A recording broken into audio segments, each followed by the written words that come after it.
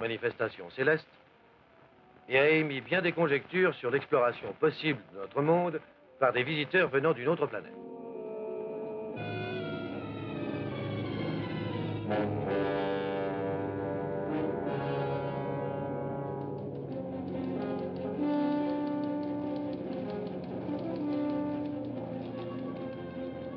De nos jours, du ciel de l'Amérique, des plaines fertiles de l'Europe, des rizières de l'Orient, des voies aériennes du globe, on a vu, et de fréquents rapports l'ont attesté officiellement, des objets sillonnant les airs que l'on a baptisés soucoupes volantes.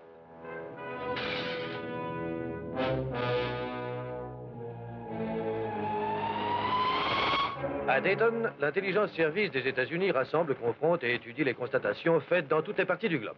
97% des objets aperçus s'avèrent après vérification d'origine naturelle, mais 3% sont encore considérés comme non identifiés. L'armée de l'air n'ayant pas une opinion largement répandue, tente à supposer que ces objets proviennent d'une autre planète. Comme aucun des témoignages n'a été jusqu'ici contrôlable, l'analyse et le classement des informations se poursuivent sans relâche. Comme il était de son devoir, le quartier général de la défense hémisphérique a lancé l'ordre suivant. Toutes les installations militaires tireront à vue sur tout objet volant qui n'aura pu être identifié. Mais une question se posait encore.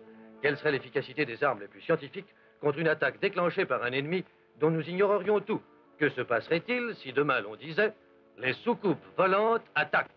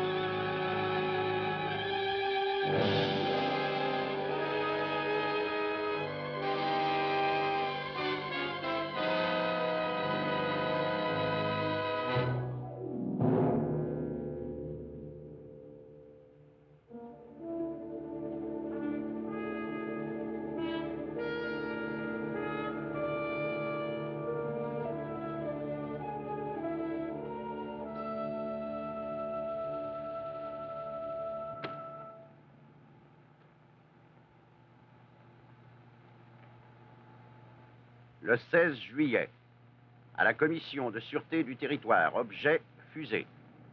Résumé du rapport sur la progression des travaux par le directeur Dr Russell Marvin. Et sa femme Carole, docteur également, sont les pressantes objurgations et les critiques incessantes de qui ce rapport n'eut jamais connu le jour. Être marié depuis 2 heures et réclamer déjà au sujet de la communauté de nos biens.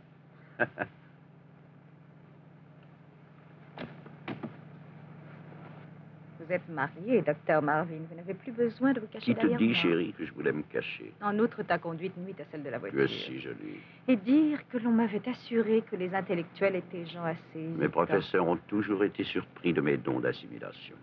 Tu te lances dans une entreprise que tu ne pourras mener jusqu'au bout. Oui. Hélas, aujourd'hui, j'ai rendez-vous avec une fusée à 3 étages. Maintenant, s'il te plaît, plus d'interruption.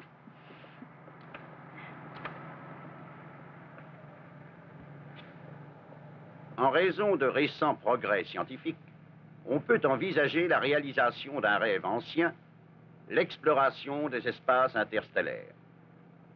Pour nous préparer à ce grand pas en avant, nous rassemblons des éléments sur les conditions aux niveaux atmosphériques au-delà des altitudes étudiées jusqu'ici.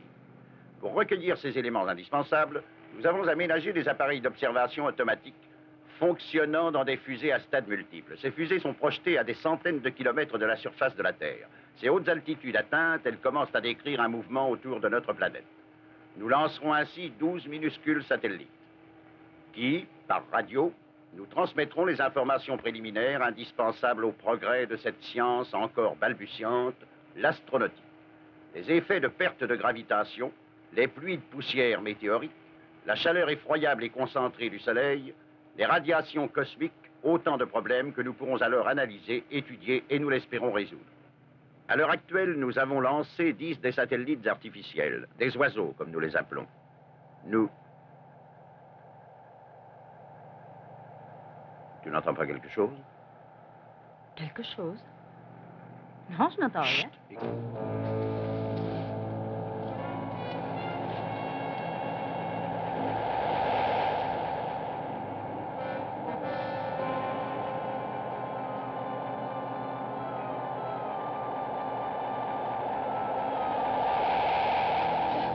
Stop, arrête.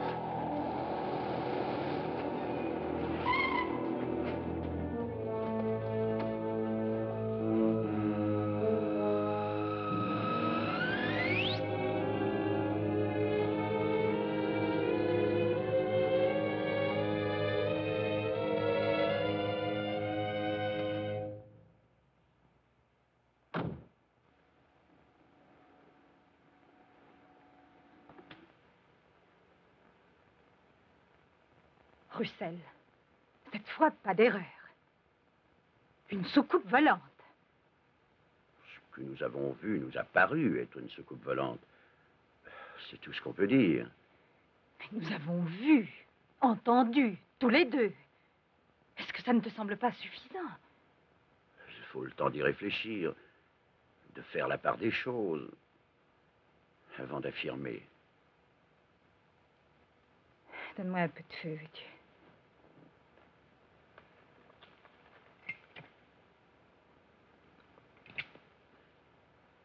Admettons, ça n'était pas une soucoupe. Un simple tremblement nerveux.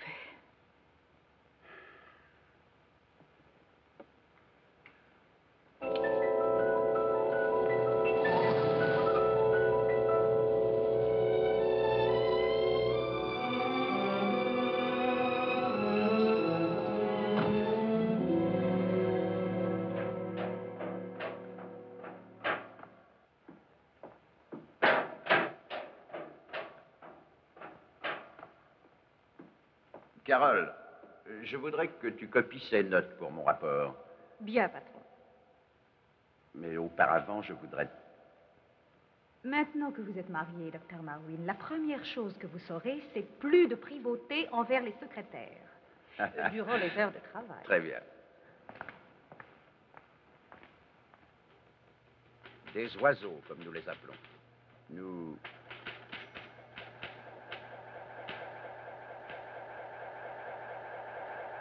Russell. Le bruit de la soucoupe. C'est enregistré. Tu avais oublié de l'arrêter. Oh, je m'en souviens maintenant. C'est moi qui ai tourné le bouton en remontant.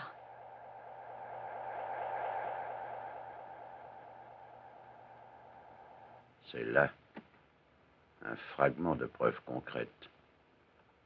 La fusée numéro 11 sera lancée dans 20 minutes. Laissons ça pour l'instant. Viens, nous n'avons que le temps de gagner l'abri.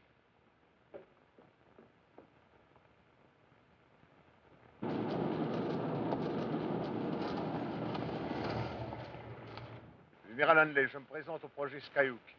Dépêchez-vous, je vous prie, je suis pressé. Personne n'est autorisé à entrer, mon général. On va lancer une fusée. C'est ce que je veux empêcher. Il faut que je parle au docteur Russell Marvin.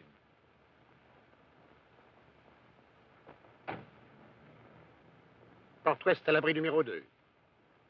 Docteur Marvin. Abri numéro 2, Marvin à l'appareil. Ici à porte ouest. Le général Hanley veut vous parler. Oh, passez-le-moi. Carole, c'est ton père. Il appelle de Panama? Non, d'ici même, au projet. Allô, Russell? Allô? Alors, de retour, mon général. Quoi de nouveau à Panama? Rien de très bon, j'en ai peur. Vous devriez être au courant de ce que j'ai découvert avant de lancer une autre fusée. Pouvez-vous remettre le lancement? Impossible, il est trop tard. De plus, notre programme est extrêmement serré. Ne raccrochez pas. Il est autre chose que je voulais... Ne quittez pas. C'est à toi que ça revient. Ah, père. Qu'est-ce qu'il y a, Carole? Je voulais dire que je t'embrasse et que... Russell et moi, nous sommes mariés depuis quelques heures. Marié? Pardonne-nous de ne pas te l'avoir annoncé. Maintenant, il faut que je raccroche. Petit dîner avec nous. Ça va? N'oublie pas, hein, à ce soir.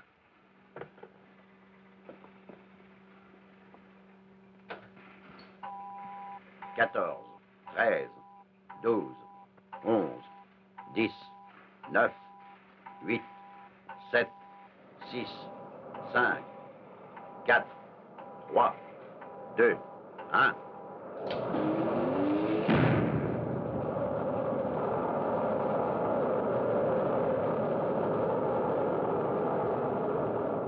Je me rends compte de l'émotion que peut ressentir un inventeur à l'annonce de ce que je vais vous dire.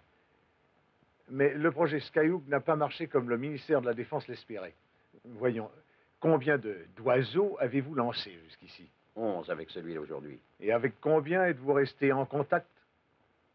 Un seul, celui d'aujourd'hui. Je reconnais que je n'ai pas pu les retrouver visuellement jusqu'ici. Mais nous allons y remédier. N'en soyez pas si sûr. Nous devons certainement rétablir le contact s'ils sont là-haut. Ce que j'essaie de vous faire comprendre, c'est qu'ils ne sont plus là-haut. Ça n'était pas un météore qui est tombé à Panama.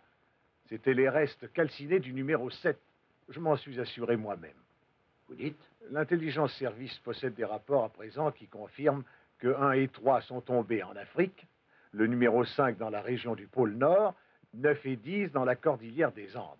On peut supposer logiquement que les autres sont tombés quelque part en mer. Qu'a-t-il pu se passer? Apparemment, ils ont éclaté dans la stratosphère. Éclater? La chose est pratiquement impossible. Je suis sûr de ce que je dis. Quand une fusée est lancée, elle devrait graviter longtemps autour de la Terre. Longtemps, à moins que... À moins que quoi? À moins que quelqu'un ou quelque chose ne les descende au fur et à mesure que nous les lançons. Aucun canon ne peut tirer à pareille hauteur. Non. Non, bien sûr, non. Apportez les cuillères pour votre café.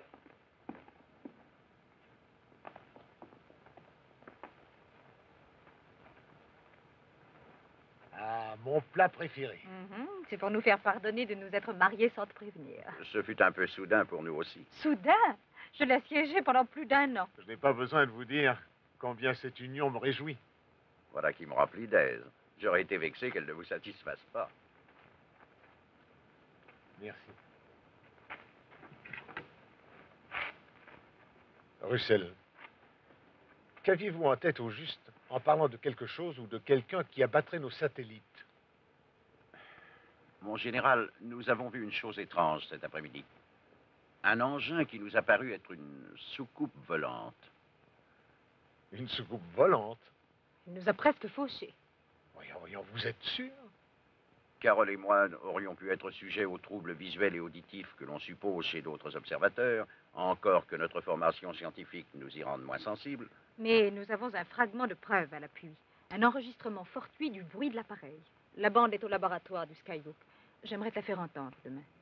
Vous l'avez vu tous les deux? Oui.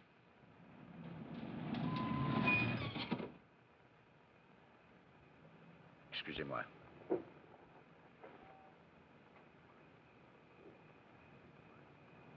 De la part du capitaine Holloway.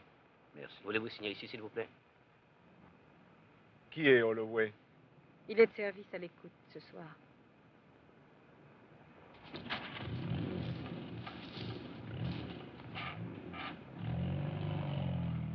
Le contact vient d'être perdu avec le numéro 11. Oh, Russell, mon pauvre ami. Se trouve-t-il encore à portée de nos récepteurs? S'il n'a pas été détruit, oui. Regardez. Qu'est-ce que c'est que ces points lumineux? Ce sont ce que les pilotes appellent des lueurs folles. Des feux de Saint-Elme, très probablement. Les anciens les regardaient comme des présages d'événements graves. Ce que la science a pu découvrir de mieux sur ces phénomènes, c'est qu'il s'agit de particules d'électricité agitées par le mouvement de l'air. Le même principe que les aurores boréales. Il y en a eu tellement autour du Skyhook ces derniers jours que cela nous paraît très normal. L'oiseau numéro 11 devrait être visible dans le ciel à cette minute même au cours de son second circuit autour de la Terre. Regardez, le voilà.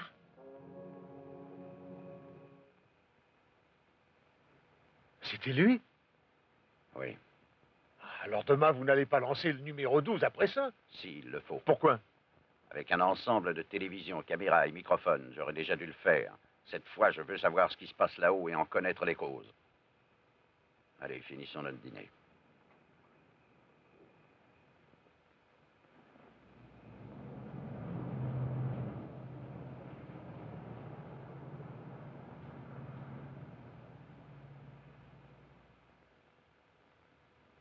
Contrôle ensemble TV.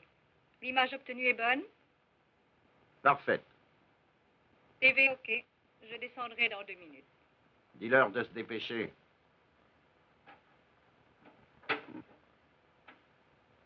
Vous n'avez remarqué aucun changement depuis votre dernière visite? La sonorisation. C'est bien ça. Vous pourrez tirer le canon dehors et on n'entendrait rien ici en bas. Numéro 12, prêt pour le lancement. En qualité d'ancien des fusées du bon vieux temps, j'aimerais mieux voir ça du dehors. Docteur Marvin. Docteur Marvin. Ici Marvin.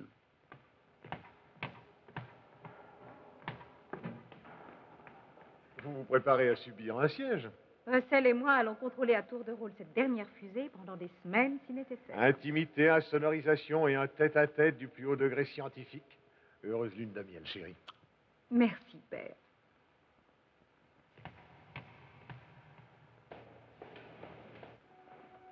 Préparez la fusée pour le lancement. Préparez la fusée pour le lancement. La fusée numéro 12 sera lancée dans 5 minutes.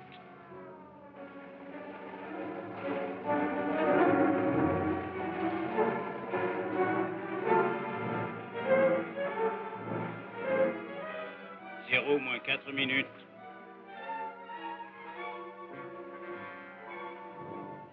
Prenez la direction à 0, Major Kimberly. OK. Êtes-vous prêt?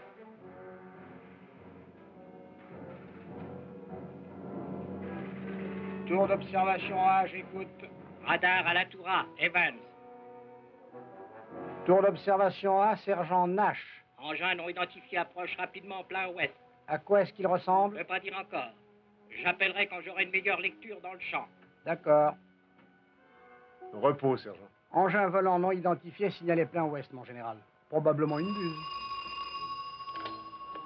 Sergent Nash, tour d'observation A. Comment? Laisse tomber, Walter, c'est pas le moment de rire. Il est 0 moins 2 minutes. Le gardien porte-ouest a repéré une soucoupe volante, mon général. Evans, radar à la tour A. Tour A, Nash. J'ai une meilleure lecture sur mon écran, sergent. L'engin non identifié est au-dessus de la porte ouest. Est-ce que ça a l'air d'une soucoupe volante, Evans? Oui, c'en est une.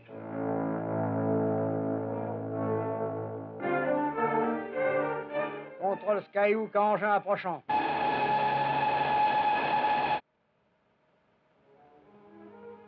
Je ne saurais dire.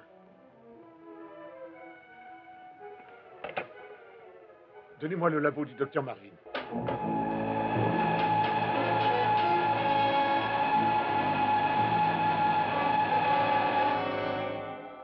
La ligne est coupée.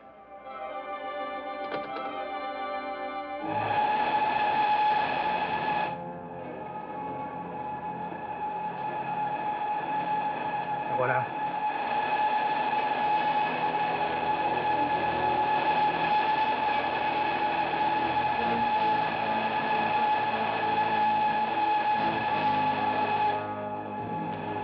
Il atterrit.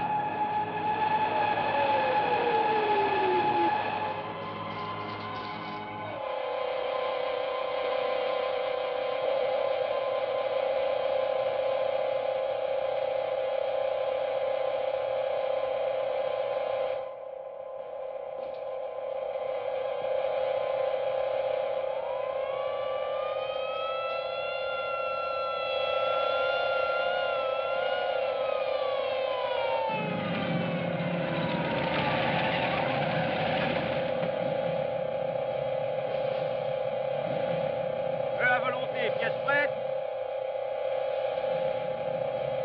Feu!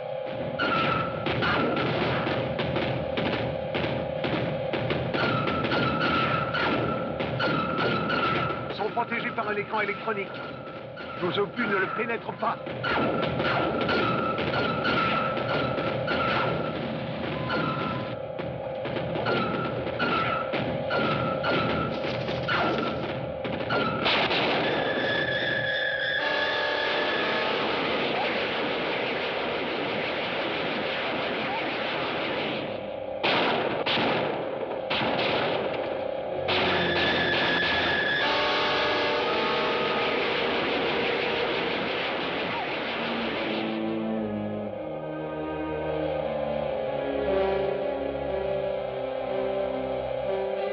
Les lignes sont mortes. Abandonnez toutes les positions de tir.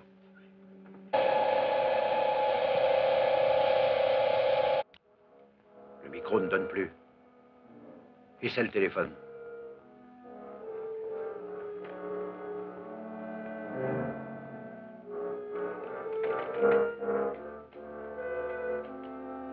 Je n'ai aucune tonalité. Regarde.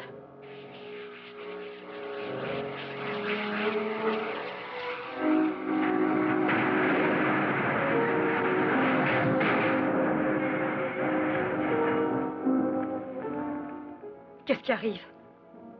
Je ne comprends pas,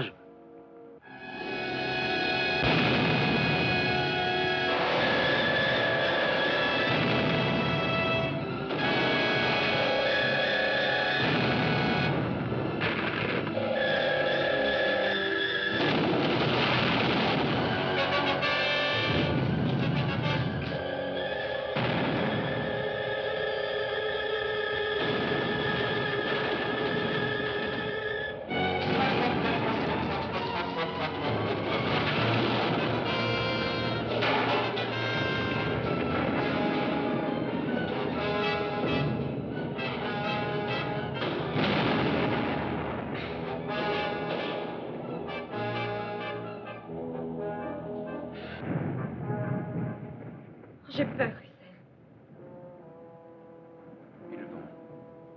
Ils vont nous délivrer.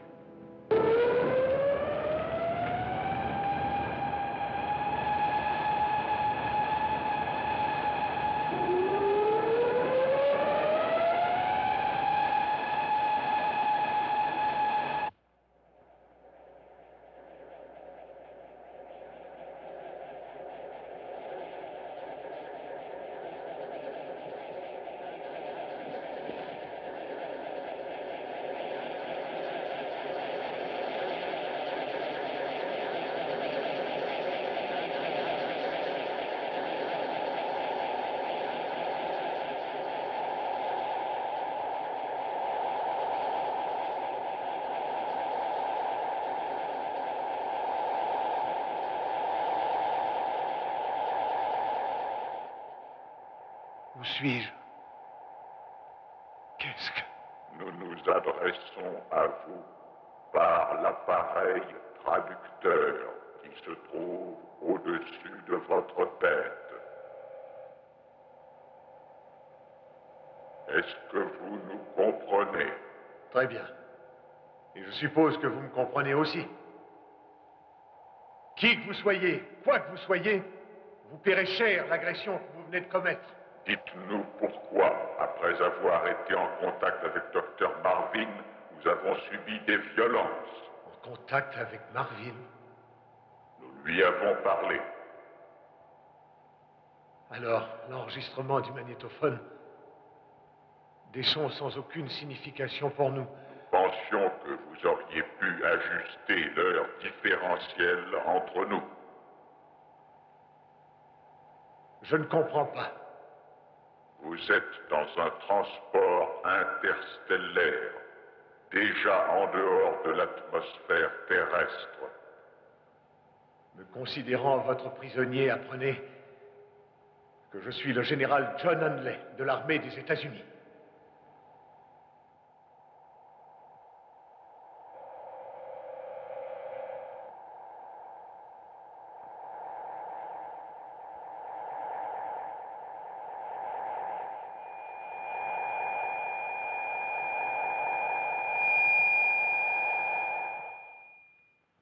Voici tous les faits conduisant à l'explosion de la fusée de l'opération Skyhook. On peut logiquement supposer que ma femme et moi sommes les seuls survivants, n'ayant vu ni entendu personne depuis des heures. L'air devient de plus en plus toxique. Si nous devons y rester, cet exposé et l'enregistrement du bruit de la soucoupe sur cette bande magnétique sont tous les renseignements que nous avons pu recueillir. Les batteries faiblissent, le magnétophone ne marche plus à la vitesse. Ici le docteur Russell Marvin.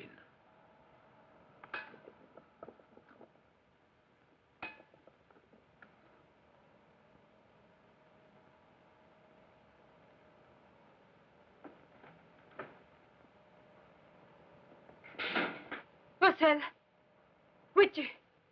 Tout va bien, chérie. La génératrice s'est arrêtée, c'est tout.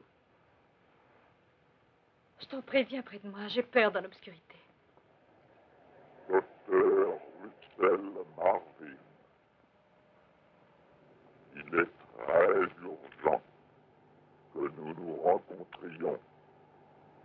Nous apparaîtrons demain à l'opération Skyhook quand votre soleil sera exactement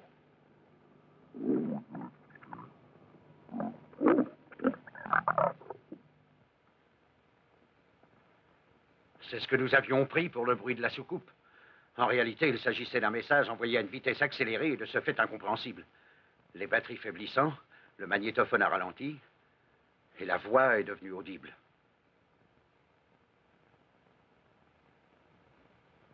Si je l'avais seulement compris avant, peut-être n'en serions-nous pas où nous en sommes.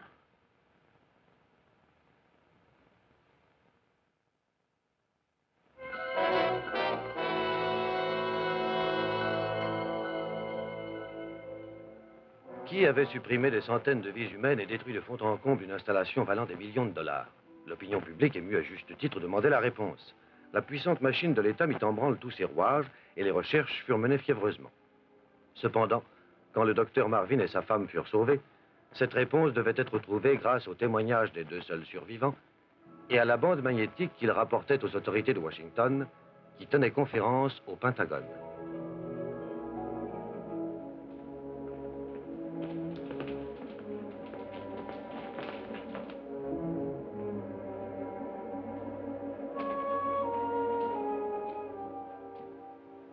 Opération Skyhook. Il ne peut y avoir de doute sur ce que cela veut dire. Une rencontre au centre Skyhook était proposée le jour où l'événement eut lieu. Il devait y avoir un contact.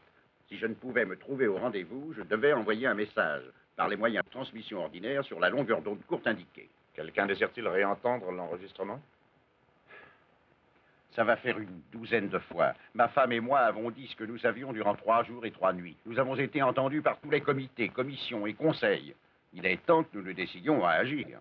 La bande n'est nullement concluante. Elle ne prouve pas de façon certaine que votre soi-disant soucoupe volante ait causé la destruction du centre d'essai Skyhook. Soit, je vous le concède. Une voix étrange, une suite d'instructions qui pourrait venir de n'importe où. Quelqu'un d'entre vous a-t-il une hypothèse plus admissible? Personnellement, je suis enclin à accepter la conclusion du docteur Marvin quant au rapport entre le message et le désastre. Très bien. Moi aussi. Alors, en ce cas, pourquoi ne pas me laisser essayer d'entrer en contact avec eux et apprendre à quoi nous avons à faire face? Si nous avons à discuter avec une puissance hostile inconnue, toute décision à prendre ne peut être prise qu'à l'échelon gouvernemental. Bien, j'espère que pendant cette attente, aucun autre désastre ne surviendra. Nous ferons en sorte qu'ils prennent leur décision rapidement. Le secrétaire d'État à l'air rentre de voyage par avion, ainsi que le sous-secrétaire à la Défense. Il revient du Pacifique. Si une rencontre avec la puissance inconnue pouvait avoir lieu, entre-temps, tous les risques en seraient pour moi seul. Je me sens personnellement responsable de ce qui est arrivé. C'est moi qui commandais. Des centaines de vies ont été perdues. Le père de ma femme... Si j'en avais le pouvoir, je vous y autoriserais. Malheureusement, ce n'est pas le cas. Mais je vous promets que j'userai de toute mon influence pour que vous ayez permission d'entrer en contact par radio et de rencontrer nos agresseurs. Sommes-nous libres pour la nuit? Oui. Mais nous devons vous demander de rester à votre hôtel. Dois-je me considérer en détention? Vous pouvez être requis à tout moment. Le major Glynn vous accompagnera pour la liaison. Messieurs. Docteur Marvin. Docteur Marvin, la mission qui m'a été confiée me déplaît souverainement, mais j'ai reçu des ordres, je dois m'y conformer. J'espère que vous le comprendrez. Oui, excusez-moi. Je suis fatigué, inquiet. Bien sûr. Vous avez entendu. À laquelle des deux thèses vous rangez-vous? Je suis d'accord avec vous quant à l'urgence, mais je comprends leur attitude. Leurs responsabilités sont immenses. Ils doivent être prudents. Cette affaire est trop lourde de conséquences pour risquer une erreur.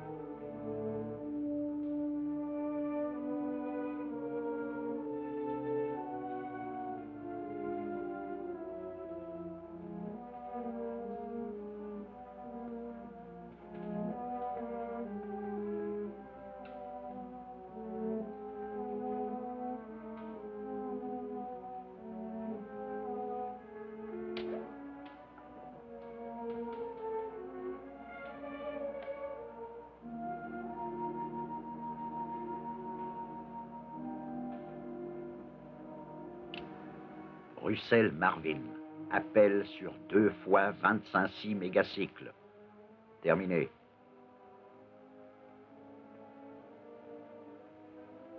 Docteur Russell Marvin appelle sur 2 fois 25 mégacycles, selon instruction. Êtes-vous à l'écoute? Si vous m'entendez, répondez. Je suis accordé sur la même longueur d'onde. Terminé. Nous vous entendons et vous comprenons. Nous comprenez-vous? Oui. Qui êtes-vous? Il est 9h30, heure terrestre, du méridien de Greenwich. Nous attendons à 11h sur la rive de la baie de Chesapeake, où la route nord atteint la mer. Ne donnez pas l'alarme et venez. Attendez, je ne puis être au rendez-vous en raison d'ordre reçu. Je pourrais vous rencontrer dans quelques jours. M'entendez-vous? Terminé. Russell. Allô, allô. Docteur Russell Marvin appelle sur 2 fois 25 mégacycles. Vous m'entendez? Je vous écoute. Terminé. 11h au méridien de Greenwich, ce qui fait 6h ici. J'ai le temps d'y arriver. Tu n'iras pas. J'ai entendu dire que tu avais des ordres. Je n'ai pris aucun rendez-vous. Je leur ai demandé d'attendre. Qui a amené ce poste radio? Moi, j'espérais qu'il me laisserait carte blanche. Il fallait que je sois prêt. Je ne veux pas que tu t'en ailles. Père a déjà disparu. Tu n'aurais pas dû les appeler. Peut-être ai-je eu tort. Peut-être ai-je eu raison. En tout cas, l'affaire est en route et je l'amènerai jusqu'au bout. Mais au moins, n'y va pas seul. Que quelqu'un t'accompagne. Appelle le major Glynn.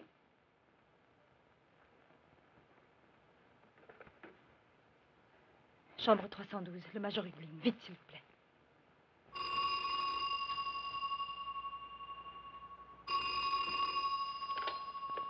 Allô? Oui, oui. Merci. Appelez le garage tout de suite. Dites qu'on ne lui donne pas de voiture. Eh bien, dites-leur qu'il est malade, n'importe quoi, trouble mentaux. Je descends, je vais tâcher de l'arrêter. Certainement, Madame Marvin. Franck, puis-je avoir ma voiture, s'il vous plaît? Docteur Marvin, je ne peux pas. Votre dame vient de m'appeler au téléphone et elle a dit que je... Docteur, il ne faut pas. Votre dame m'a dit... Non, docteur Marvin, je ne peux pas vous laisser prendre la voiture. Retirez-vous de là, Franck. Je vous en prie, docteur Marvin, je ne peux pas perdre ma place.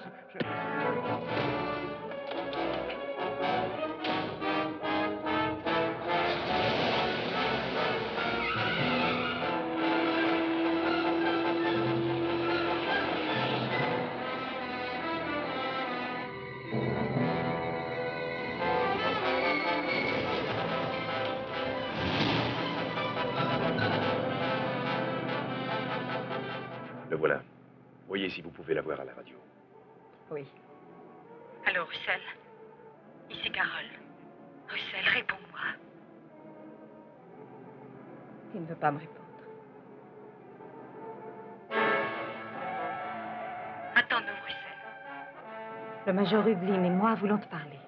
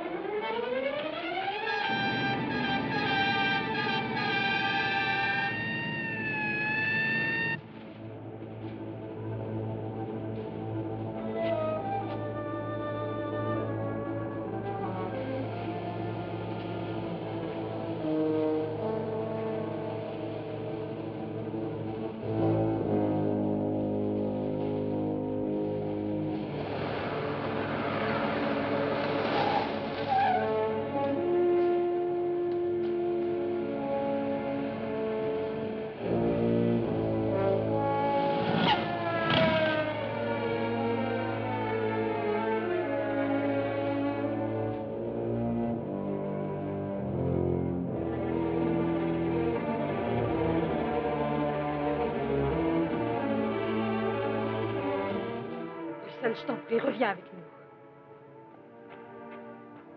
Je regrette, mais ce sont mes ordres. Revenez. Approchez-vous.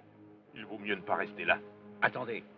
Venez avec vos amis, docteur Marvin.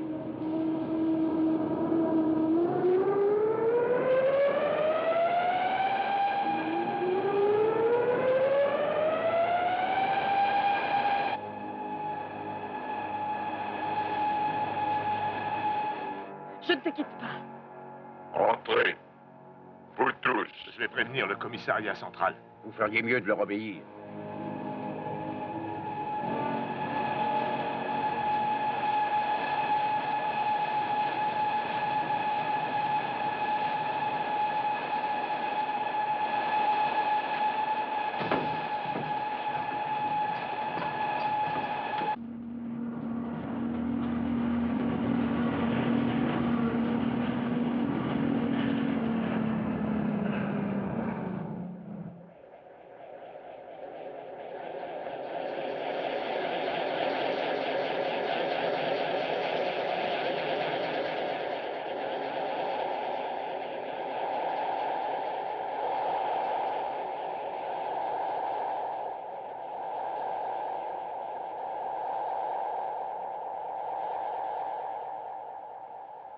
Nous devons être à des milliers de kilomètres de la Terre. Et en quelques secondes. Vous êtes à des milliers de kilomètres de la Terre, mais pas en quelques secondes.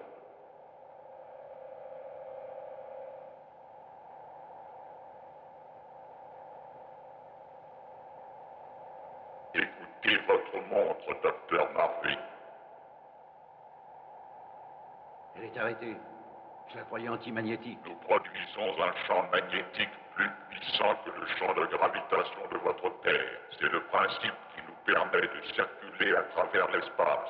Nous avons adapté le champ magnétique de façon à compenser la perte normale résultant de la gravitation et de la pression atmosphérique. Mais votre montre n'est pas arrêtée. Tâtez votre pouls. Plus de pulsation.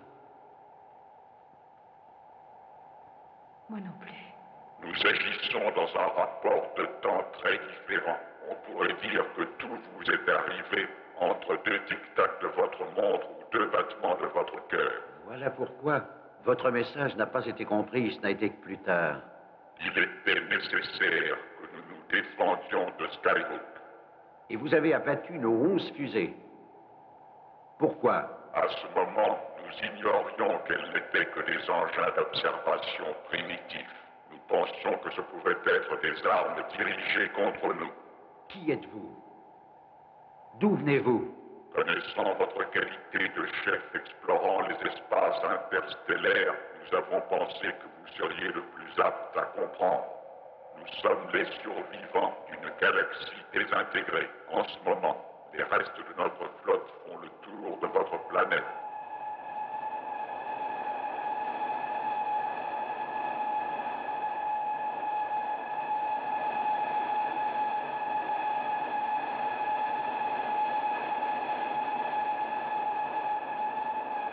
Ils attendent un signal qui leur dira où atterrir. Que voulez-vous de moi? Que vous décidiez les chefs de votre monde à conférer avec nous. Suivront-ils mes avis? Je ne suis qu'un homme de science. Nous allons vous montrer combien il est important que vous les persuadiez. En un instant de votre temps, nous passerons de la face opposée de la Lune à la surface de votre globe.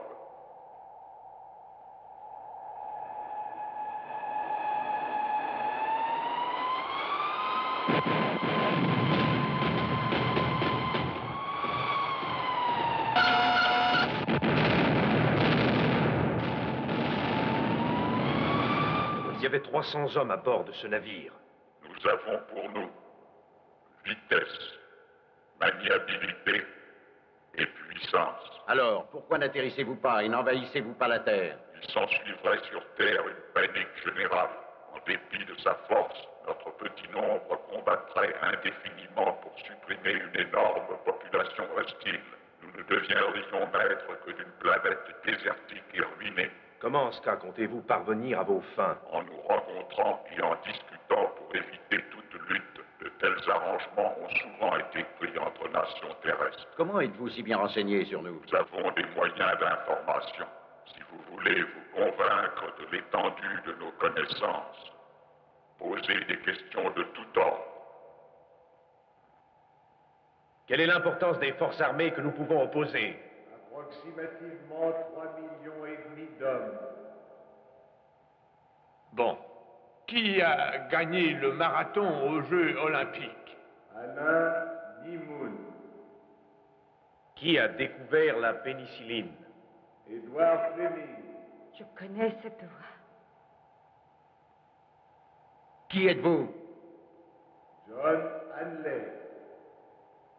Mon père. Que lui avez-vous fait? Ce n'est pas le général Henley qui vous a répondu, mais son esprit. Regardez derrière vous.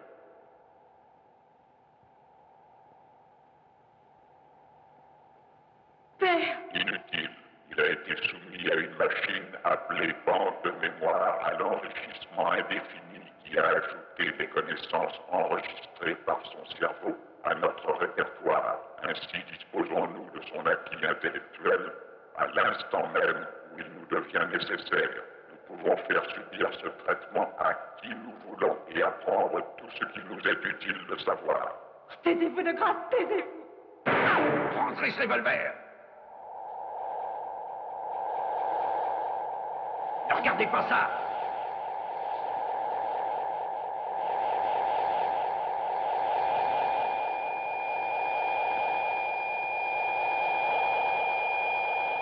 C'est le début du traitement grâce auquel nous transférons les connaissances d'un cerveau à notre banque de mémoire. Qu'avez-vous fait de mon père? Nous vous le rendrons éventuellement, de même que l'officier de police. Voulez-vous préparer une conférence pour nous? Je ferai part aux autorités de votre désir. Je ne puis davantage. Tu n'iras pas collaborer avec ces monstres! Ça peut demander des semaines pour y parvenir. Vous aurez 2 de vos jours lunaires, c'est-à-dire 56 jours du temps de la Terre. Laissez-nous tuer tout de suite et que ça soit fini! Je t'en prie, Carole. Si mes supérieurs ne me croient pas, je ne puis en être tenu pour responsable. Quand vous direz que le destroyer a été coulé, indiquez latitude 30 degrés 20 minutes, longitude 45 degrés 15 minutes. Alors ils vous croiront.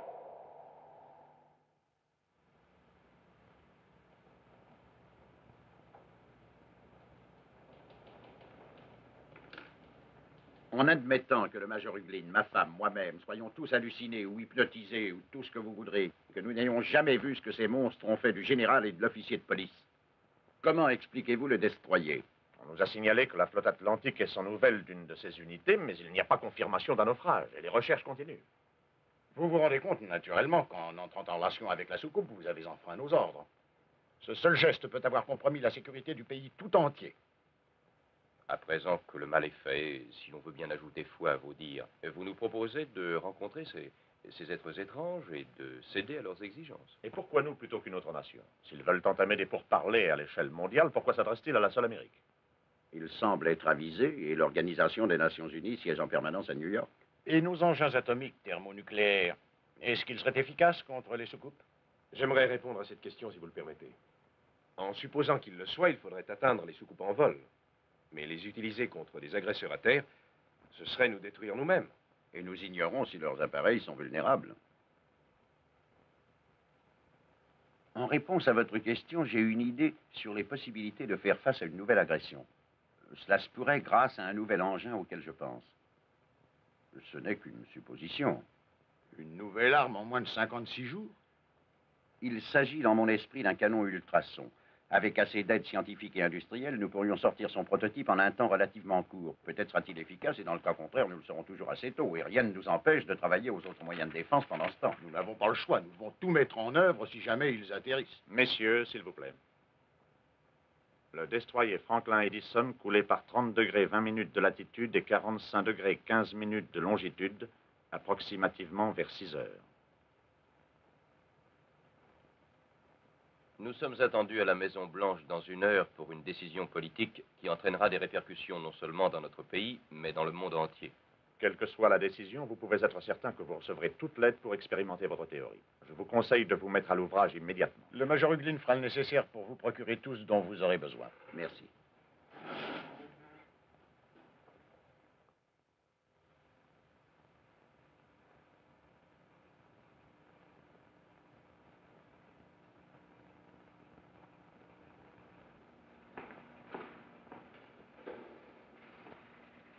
Bonjour. Bonjour. Où en êtes-vous? Eh bien, au lieu de changer l'impulsion électrique en ultrasons à haute fréquence, nous avons presque tout fait flamber il y a 1 heure. Diable. Bon, essayons sur un bloc de ciment.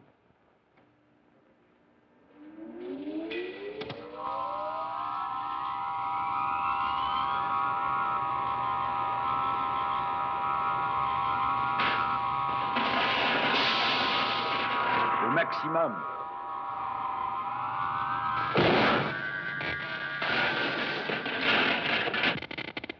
Votre génératrice est fichue.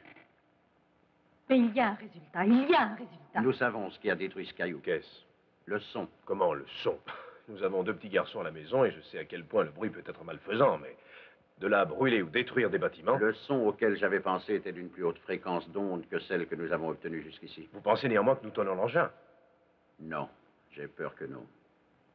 Avec les matériaux et les circuits dont nous disposons, nous n'avons pu réussir qu'à pulvériser le coin d'un bloc de ciment.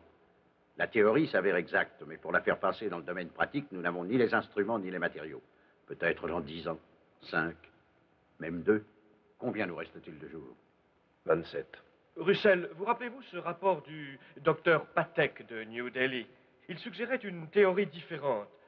Au lieu d'essayer de reproduire les appareils ultrasons de nos visiteurs, essayer d'interrompre leur champ magnétique en projetant un champ électrique induit à haute intermittence. Tenez, supposez que nous prenions... Mais oui, bien sûr. Nous coupons la longueur d'onde ultrasons dans le circuit et nous les abattons comme des pigeons. Non, pas si vite, Russell. Vous Je savez peux travailler. Major, oui, téléphonez tout de suite. Nous aurons besoin du plus grand générateur portatif que Schenectady fabrique. Il nous le faudrait... De toutes les parties du globe affluèrent en priorité d'urgence tous les renseignements scientifiques et les matériaux que les gouvernements de chaque pays purent fournir. Mais il fallait d'abord traduire la théorie en formule, puis en plan. Ce fut la tâche du docteur Marvin et de ses collaborateurs. Enfin vint le jour de la première expérience pratique qui se déroula dans un laboratoire secret.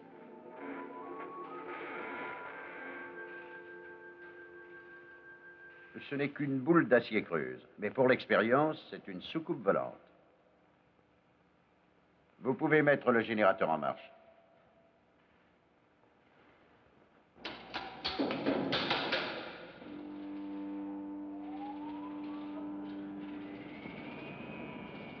C'est l'électroaimant, n'est-ce pas? L'attraction magnétique du dessus est suffisante pour contrebalancer la force de gravitation du dessous.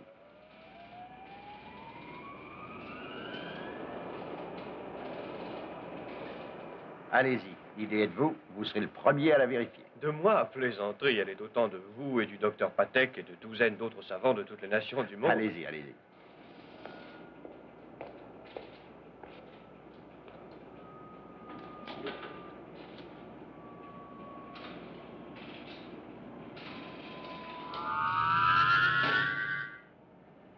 Victoire!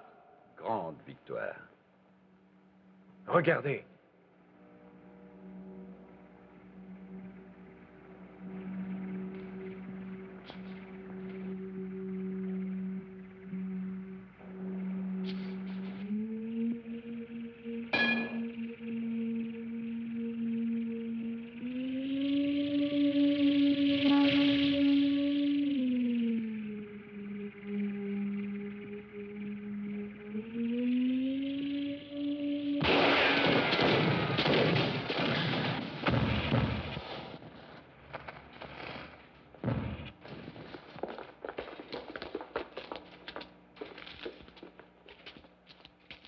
Qu'est-ce que ça peut être? La même sorte de choses qui nous observe depuis le commencement de nos études. Observe qui? Russell et tous les développements du programme de la fusée. J'avais cru qu'il s'agissait de feu de Saint-Elme, mais c'est un jugement que je devrais réviser. Quelle que soit cette chose, les soucoupes l'ont envoyé pour savoir où nous en étions. Nous avons la télévision. Ils peuvent avoir des appareils différents qui servent les mêmes dessins. Nous ferions bien d'aller à Washington avant qu'il ne décide de nous attaquer. Major, aidez-le à charger le canon sur la voiture du générateur. Oui. Peu importe les fiches, professeur, je prendrai les diagrammes. Nous devrions être à Washington dans 1 heure environ. J'espère que nous ne sommes pas repérés. Ne restons pas ici. Allez, montez.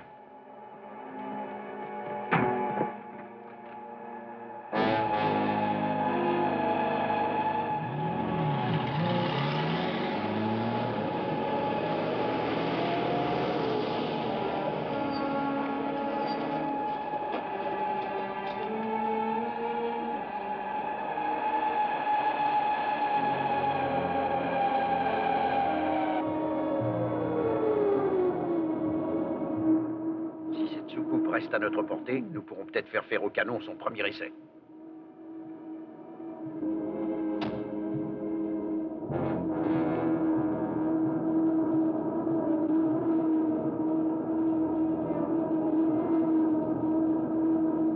Soucoupe atterrit près du labo de Belmont. Le major Huglin demande protection aérienne. Terminé.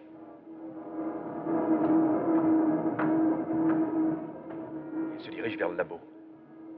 Nous devrions partir avec ces diagrammes aussi vite que nous pourrons. Je vais les demander à Russell. Je vais avec vous.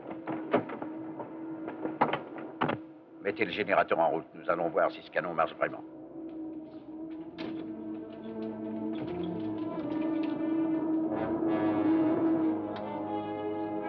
Qu'est-ce qu'il y a? Je n'arrive pas à le faire démarrer. Je cherche, plus de doute.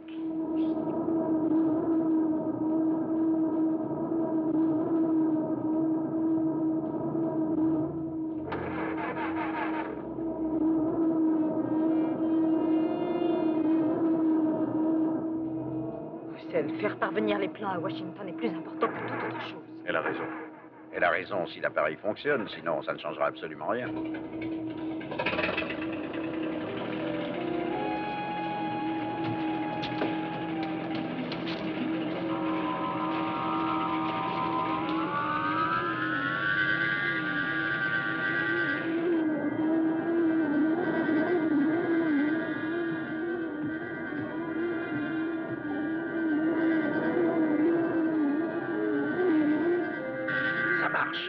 Si nous avions seulement un peu plus de puissance.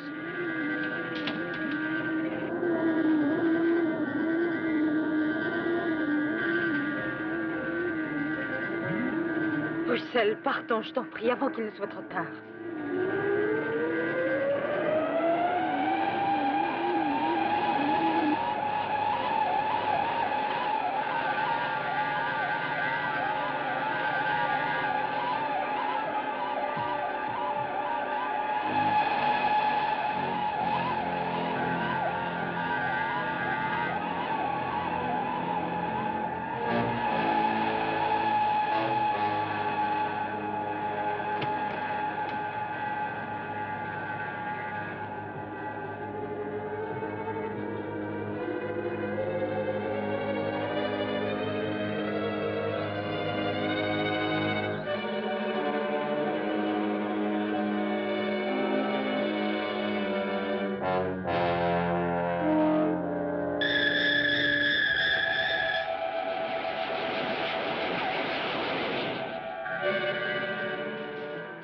Continuez à braquer le canon au-dessus de nos têtes et la soucoupe n'approchera pas.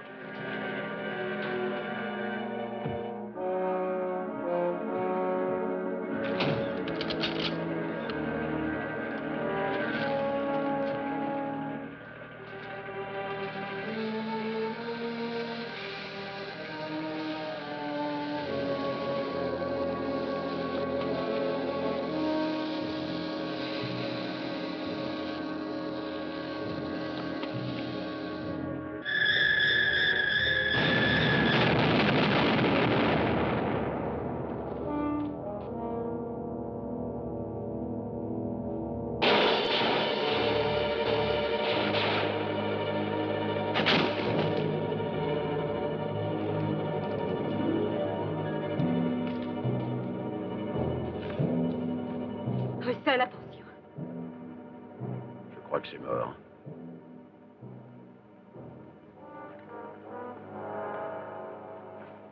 C'est léger comme une plume.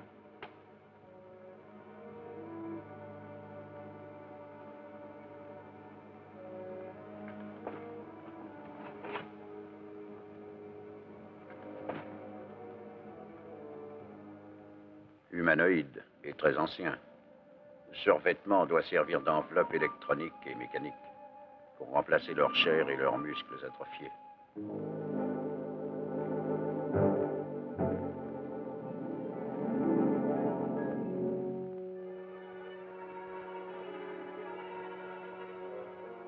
Il faut que je porte ça à un labo.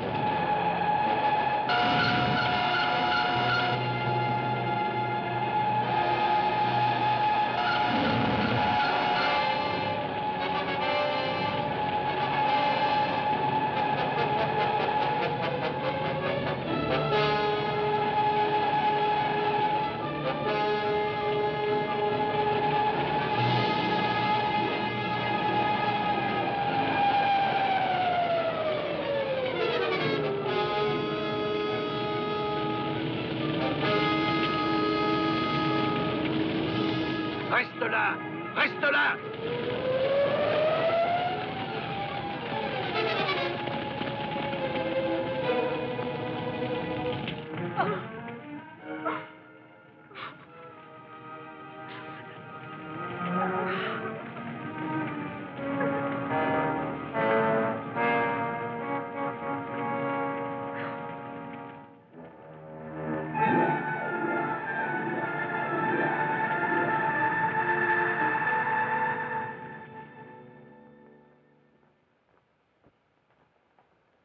Ah, voici le docteur et Madame Marvin.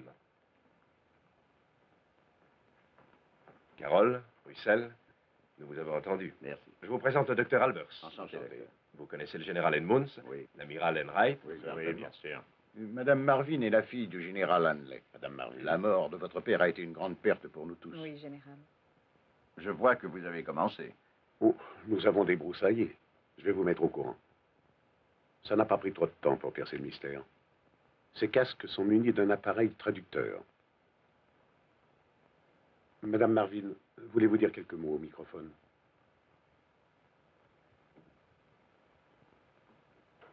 La miséricorde n'est pas une qualité obligatoire.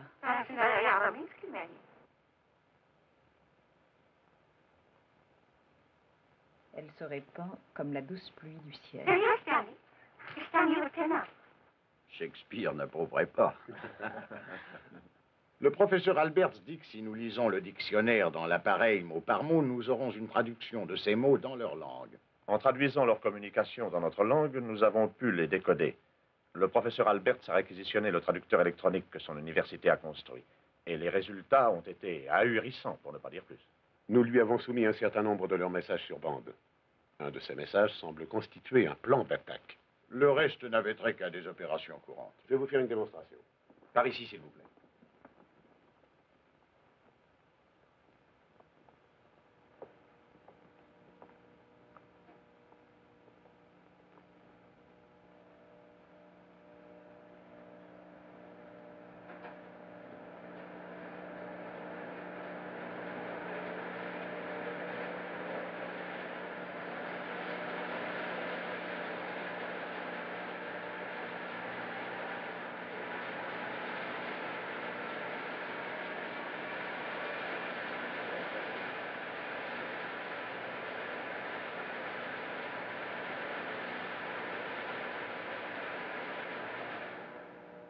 Cela signifie des événements quand Mercure sera au périhélie.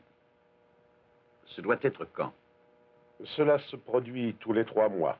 L'information est trop vague pour nous être d'une grande utilité. Et le Soleil comme Polaris? Cela implique une relation orbitale entre l'étoile polaire et le Soleil. Nous n'avons pas été capables d'expliquer.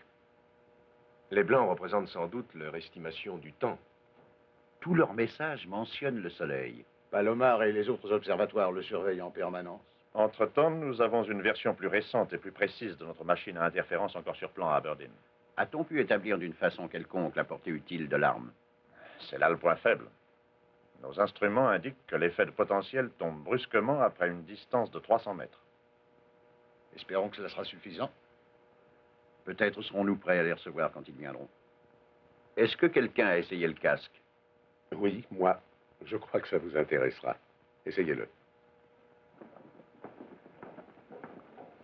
Il ne pèse que quelques grammes. De quoi est-il fait? Nous ne savons pas exactement. Électricité solidifiée, c'est le nom fantaisiste que lui a donné le schiste des métaux.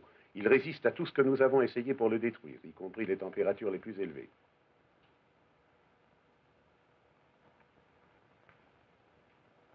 Ça fait de moi un super-homme pour au moins une chose. Oui, nous savons.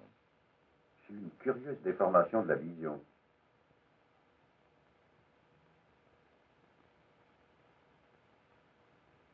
J'ai pu également entendre un jeune homme se trouvant sous la fenêtre discuter un problème de biologie avancée. Carole, veux-tu vérifier si je ne me trompe pas?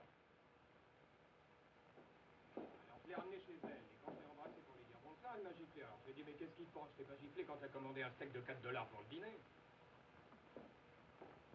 Nous pouvons avoir besoin d'appareils correcteurs pour la vue et l'ouïe. Eux ont tous besoin d'amplification électronique pour tous leurs sens, spécialement pour voir et entendre. En déduisez-vous quelque chose? Qu'ils ont eux aussi leurs points faibles.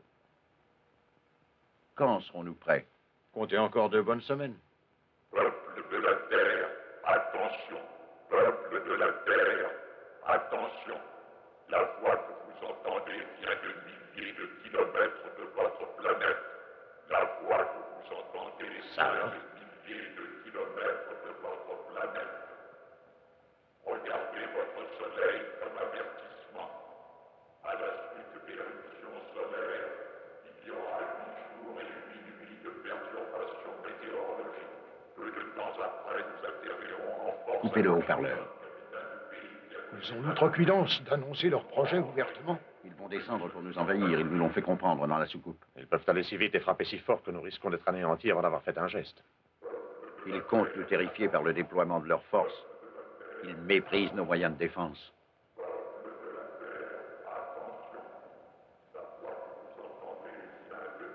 Si je ne me trompe, ils atterriront dans Washington en plein jour et ils s'attendent à nous voir capituler aussitôt.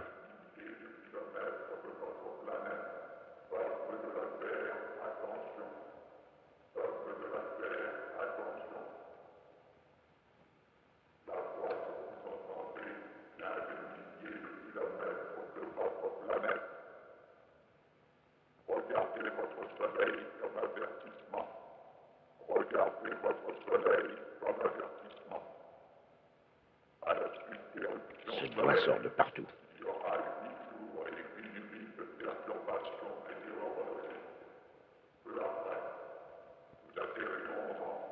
Ils vont semer la panique et désorganiser tout le pays. Le monde.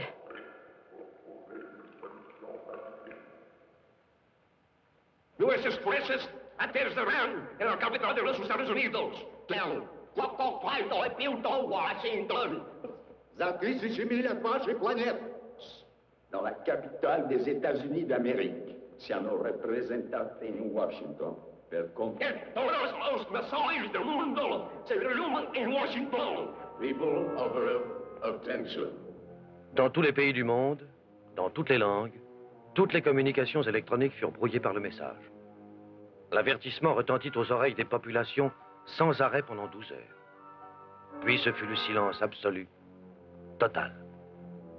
Ensuite, une explosion formidable.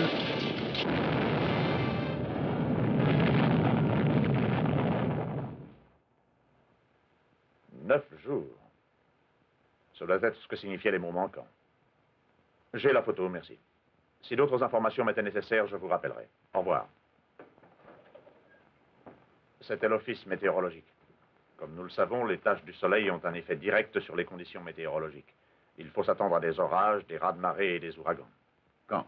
Incessamment et pendant une 8aine de jours. Au moment où nous aurons le plus besoin des communications et des transports. Il nous faudra travailler dans les pires conditions pour nous préparer à recevoir l'attaque. Quel est le programme, mon général? Vous vous attelez à la mise en place de la section d'interférence. Nos plans pour l'évacuation de la ville sont déjà mis en train. Alors, il est décidé que nous nous battrons. Quand une puissance armée prend pied dans notre capitale sans y être invitée, nous ne la recevons pas avec du thé et des gâteaux. J'ai un travail d'expédition de la production qui m'attend. Je ne pense pas qu'une discussion prolongée résoudra le problème. Avant de nous séparer, laissez-moi vous rappeler qu'il nous reste 9 jours, dont un est sérieusement entamé.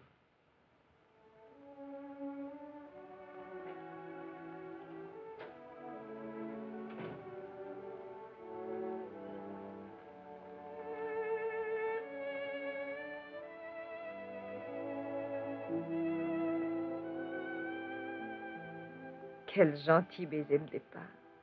Tu peux l'appeler ainsi. Est-ce que ma valise est prête?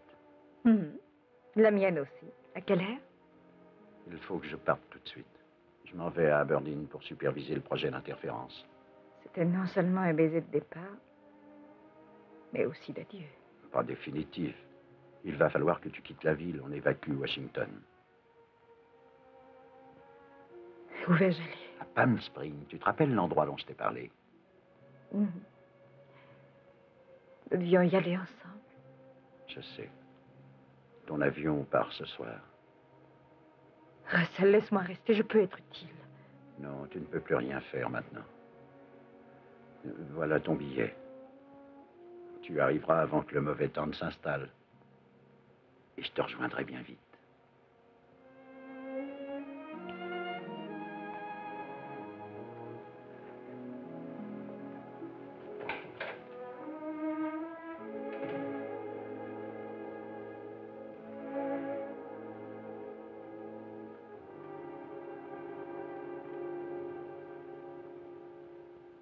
Les premières communications vitales atteintes furent les lignes de navigation maritime et aérienne.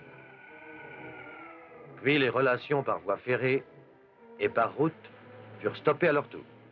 Quand les réseaux téléphoniques et télégraphiques manquèrent, ce furent les réseaux de radio qui supportèrent seuls le poids des transmissions. Eux aussi succombèrent sous l'interférence que l'on savait provenir d'une perturbation croissante du Soleil.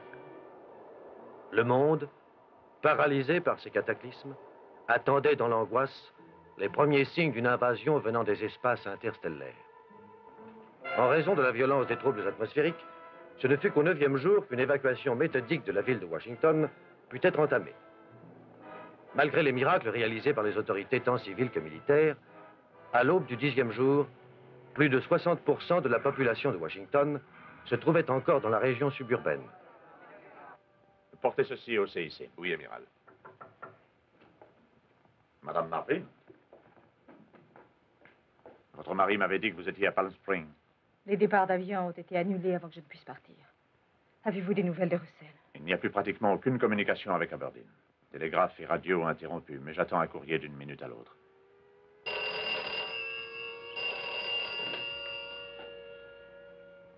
C'est l'alerte.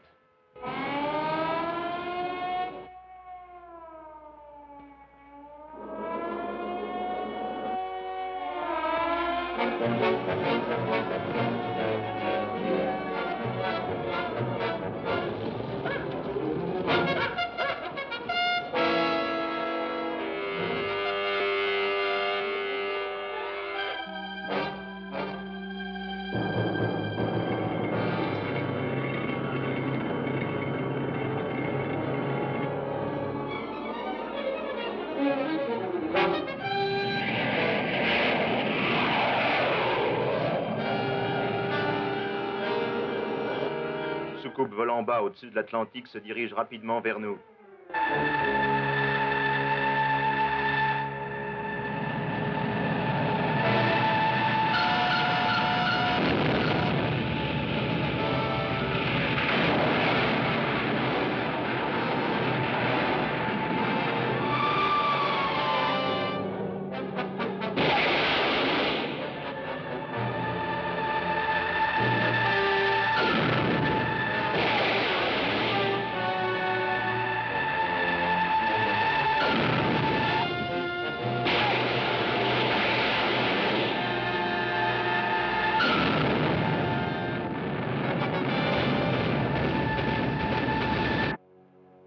renforce toutes nos défenses. Faites atterrir les avions. Ils vont nous survoler d'un instant à l'autre. Descendez à l'abri.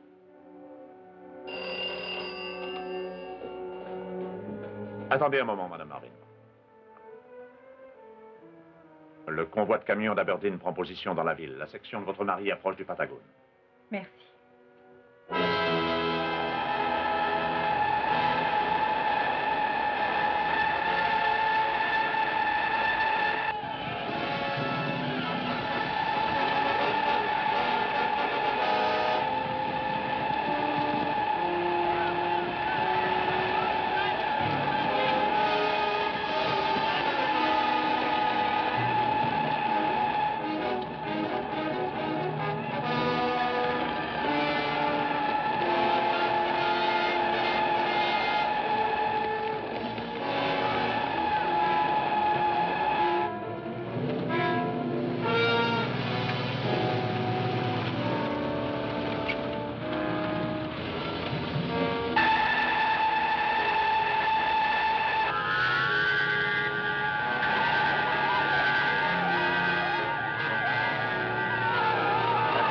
Marvin appelle GQG. Soucoupe touchée, tombée dans le Potomac.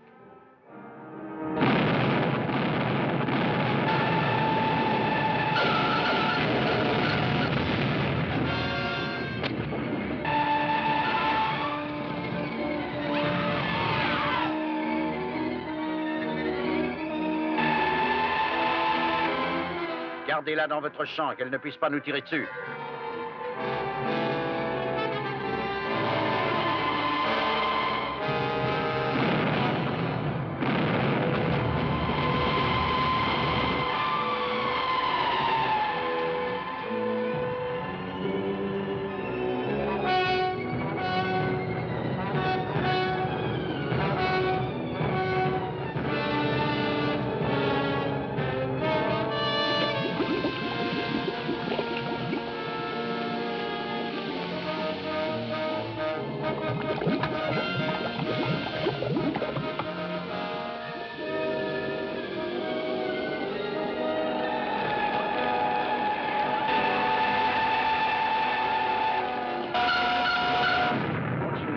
Jusqu'à ce qu'elle éclate.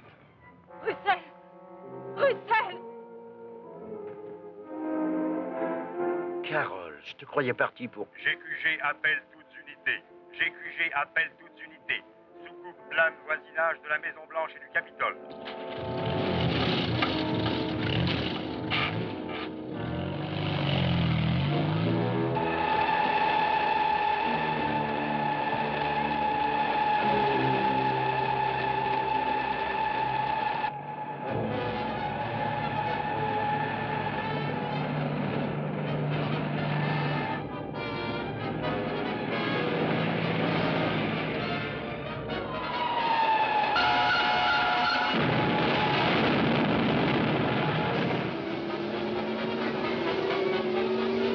Attention toutes unités. Soucoupe atterrisse maintenant voisinage Maison-Blanche. Attention toutes unités. On dirait qu'ils veulent la bloquer.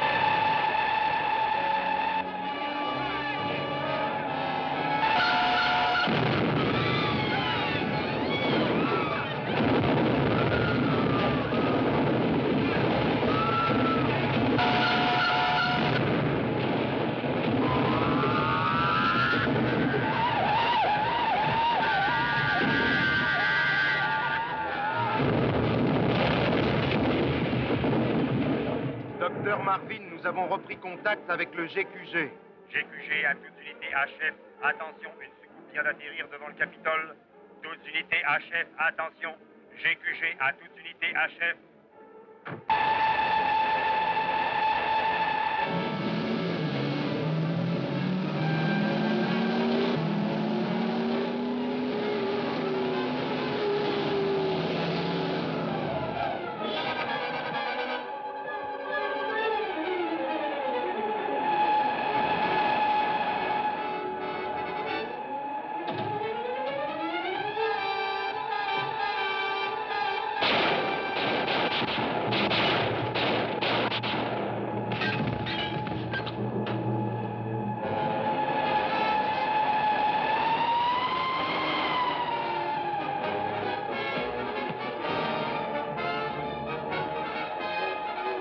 Tirez sur les soucoupes.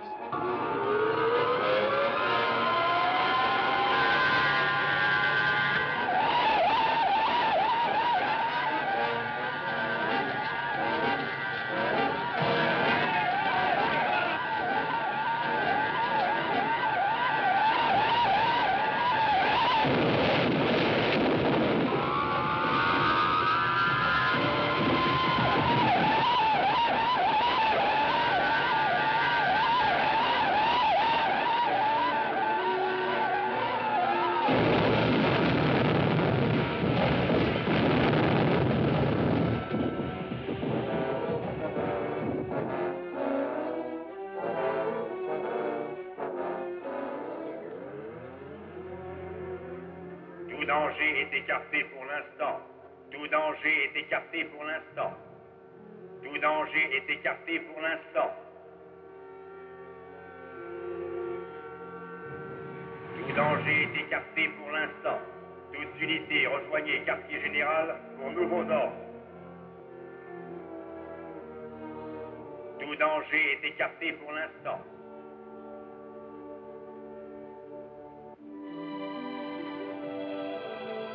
Non, mais pas comme ça. Et voilà l'article.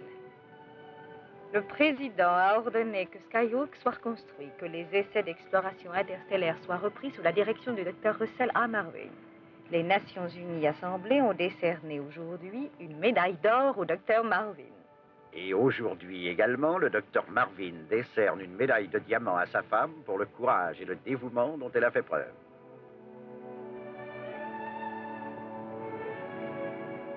Russell, crois-tu qu'ils reviendront nous attaquer? Qu'ils essaieront encore? Oh, pas par un si beau jour.